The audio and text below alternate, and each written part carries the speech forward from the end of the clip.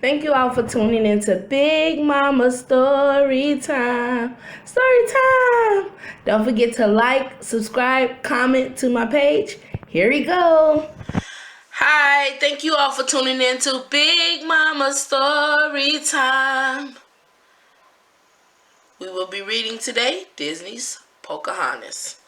Alright, let's get started in this book. Y'all, I ain't really got much to say. I never really liked Pocahontas because they sing too much in the actual video, so, you know. But maybe I like this actual story when I read it. Pocahontas. At the London docks, a ship called the Susan Constant was about to sail for America, the New World. The sailors said goodbye to their wives, but John Smith did not say goodbye to anyone. He lived only for adventure. Their leader, Governor Ratcliffe, arrived with his pampered dog named Percy. The greedy Ratcliffe was going to America to find gold. Soon they were all sailing across the sea. John Smith became friends with Thomas, a young man who wanted to settle in America. Thomas had never been to sea before. Thomas learned that crossing the ocean was very dangerous. During a terrible storm, he was swept overboard. Oh, wow. "Help!" cried Thomas. "Save me!" John Smith quickly jumped into the crashing waves to save his friend. Soon they were both safely back on board the ship. "That was refreshing," Smith joked. The brave men sailed on to the New World. Wow, he jumped all the way in the river to save his friend. That's what I'm talking about. I don't know, you know. But America was not a new world to the peaceful people already living there. One tribe was led by Chief Powhatan. He had a beautiful daughter named Pocahontas. Pocahontas loved to have fun. She also loved exploring the river with her animal friends. Miko, a raccoon, was even more mischievous than his human friend. A hummingbird named Flit tried to keep them both out of trouble. One day, Pocahontas went to the enchanted glade to talk to Grandmother Willow. The magical tree was very wise. Pocahontas told Grandmother Willow her problem. "My father wants me to marry Cocoon, but Cocoon is such a serious warrior. What should I do?" Pocahontas climbed to the top of Sorry, y'all. Wrong part. "You must follow your own path," Grandmother Willow advised. "But how will I find my path?" Pocahontas asked. The wise tree answered, "You must listen with your heart." So Pocahontas listened. She listened very hard. Then she heard two words, strange clouds. Pocahontas climbed to the top of Grandmother Willow. There were strange clouds. The clouds were the white sails of a big ship. Pocahontas ran to the river. She saw 4 pale men in a smaller boat. The men were rowing toward the shore. Pocahontas had never seen men like these before, and the sailors had never seen such a beautiful place before. John Smith couldn't wait to explore this beautiful new land. Smith jumped out of the boat. Thomas and two settlers named Ben and Lon tied the boat to a rock. Smith climbed a nearby tree. Pocahontas watched him. She had never seen yellow hair before. Pocahontas thought the stranger looked friendly, but she wasn't sure, so she stayed hidden. But Miko thought the stranger might have food. He walked right up to John Smith. Smith had never seen a raccoon before. "Oh, wow. You're a strange-looking fellow," he told Miko. Smith reached into his bag. "Would you like a biscuit?" Miko liked the biscuit very much. Back in the village, the rest of the tribe had already learned about the stranger's arrival. Kakata, the medicine man, said the strange men were beasts, very different from the Powhatan people. Chief Powhatan sent some warriors to watch the strangers. He told the rest of his people to stay away from them. Let us hope the strangers do not intend to stay, he added. Powhatan didn't know that Pocahontas and Meeko were still following John Smith. Pocahontas was curious, and Meeko wanted more biscuits. John Smith had never seen such a wonderful land. America was wild and free. He stopped at a beautiful waterfall. Suddenly Smith heard something close by. He looked around. Pocahontas hid behind the waterfall. Smith could see a figure beyond the water. He aimed his gun, ready to shoot. Pocahontas couldn't see Smith any longer. She stepped out into the opening. Smith was surprised. He had expected to see a fierce warrior. Instead, he saw a beautiful girl. Pocahontas and Smith stared into each other's eyes. Uh-oh, they gazing into each other's eyes. Meanwhile, Cocoon and the other warriors were watching the strangers. The settlers had started building a fort, and they were already digging for gold. The men cut down trees and tore up the earth. Dig faster, greedy Governor Radcliffe ordered. When the settlers noticed the warriors, they shot at them. One of the braves was injured. Cocoon brought the injured brave back to the village. Then he told Chief Powhatan what had happened.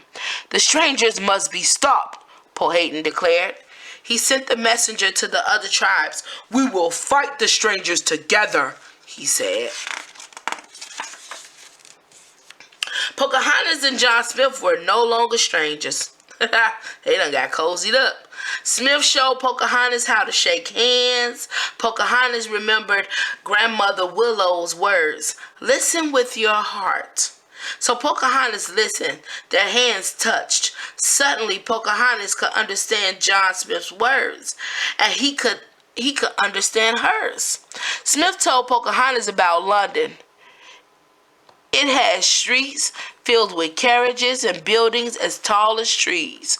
Pocahontas said, I would like to see those things. Smith smiled. You will? We're going to build them here. He thought Pocahontas would be pleased, but Pocahontas was angry. Pocahontas liked the way she lived. The earth is not dead. It's not a dead thing you can own. We are all a part of nature, she said. She told him. As Pocahontas spoke, Smith began to see the world through her eyes, and it was the most beautiful world he had ever seen. Smith returned to the fort, but he wanted to see Pocahontas again. So the next day, he found Pocahontas in a cornfield outside her village. Pocahontas brought him to the enchanted glade. What a beautiful place, John sighed. To think we came all this way just for gold. Pocahontas asked, what is gold? Smith showed her some gold coins. Pocahontas shook her head. There is nothing like that here. She showed Smith an ear of corn. This is the only gold here. But it tastes good, she said. Smith had to agree.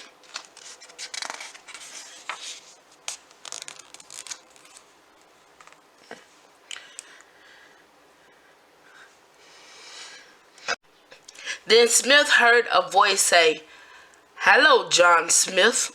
Come closer. He looked up. The tree was talking to him. Pocahontas introduced him to Grandmother Willow.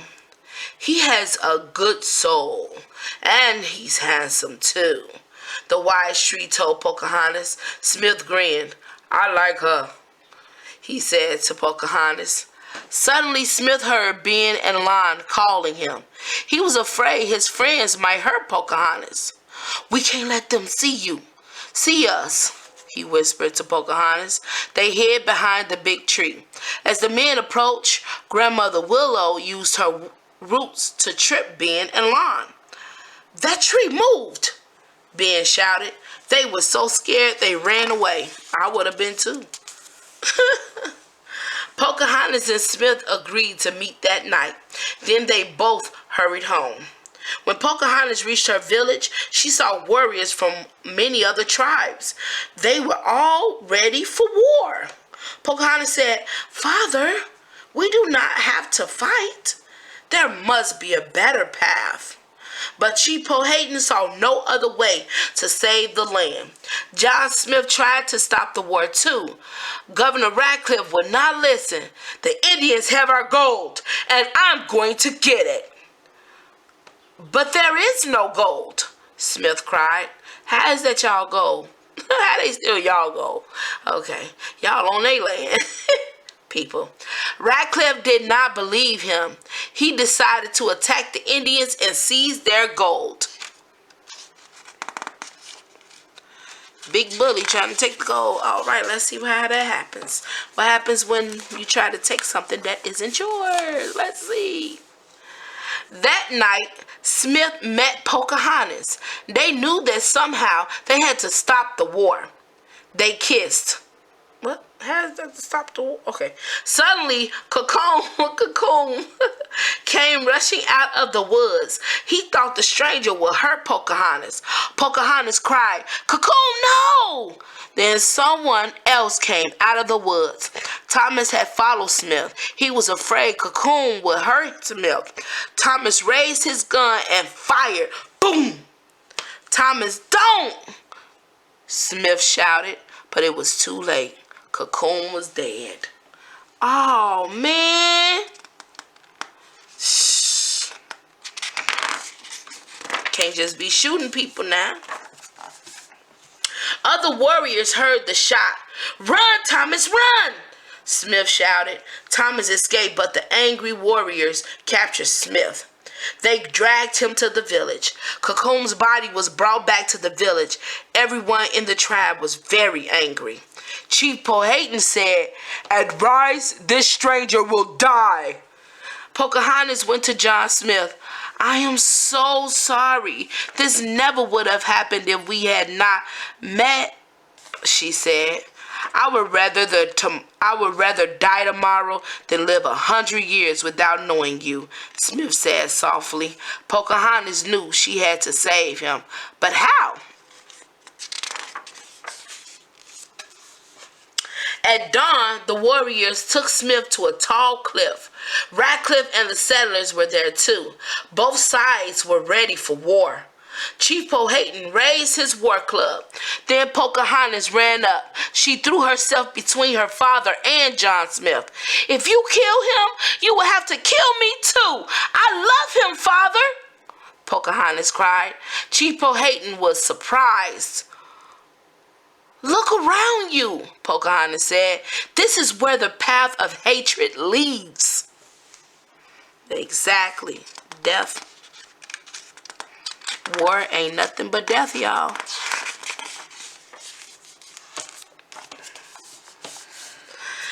Can't have war without casualties, huh? Chief Powhatan put down his club. "My daughter speaks with wisdom. She comes here with courage and understanding," he said. Powhatan told his braves to let Smith go. The braves and settlers lowered their weapons. But Radcliffe wanted his gold and his war. "Now is our chance. Shoot!" he ordered, but the settlers wouldn't shoot. So Radcliffe grabbed a gun and fired at Chief Powhatan. John Smith saw what was happening. He jumped between the bullet and the chief. Oh, man. Let's see what happened, y'all. The bullet hit Smith in the stomach. Pocahontas cradled the wounded man in her arms. "You shot him," Thomas shouted at Radcliffe. "It's his own fault," Radcliffe sputtered, but the settlers knew Radcliffe was wrong. The settlers tied up Radcliffe and sent him back to England. Smith was carried back to the ship. He felt no pain. All he felt was love for Pocahontas and her wild, free land. Smith looked into Pocahontas' eyes. "Come with me," he asked.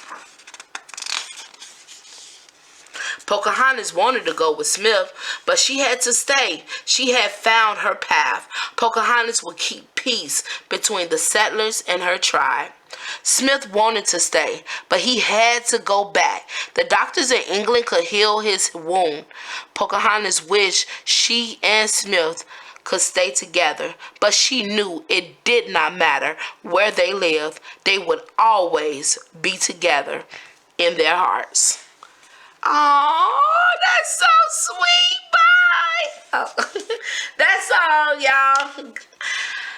That's the end of Pocahontas. That was actually a good book. I liked it. It was cool. Tell me what you think, y'all, in the comments. Thank you all for tuning in to Big Mama Story Time. Story time. Bye.